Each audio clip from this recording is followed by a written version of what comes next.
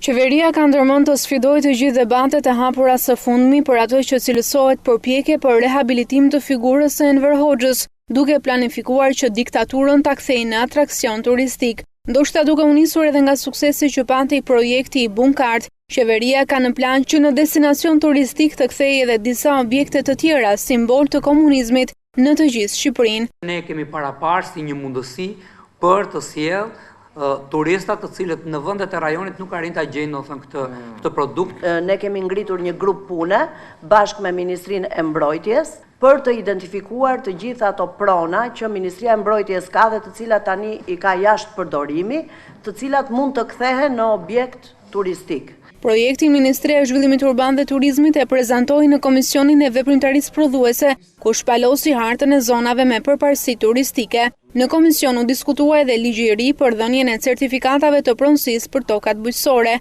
Shumica e kundërshtoi draftin që erdhi në mungesë të dhënave të sakta, të sipërfaqes së tokave bujqësore dhe numrit të përfituesve. Komisioni do të dinte statusin e statistikave të bujqësisë.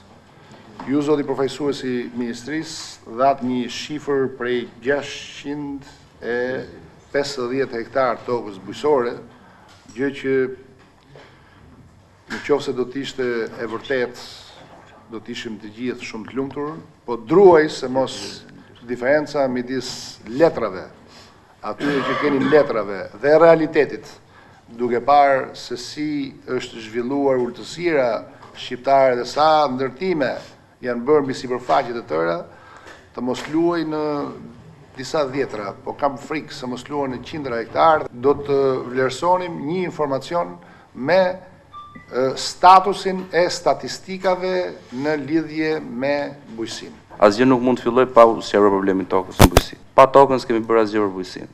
Në fund, drafti u miratua, por afati për të përmbyllur procesin e dhënies së pronësisë u shtyi nga 2015 për në vitin 2016.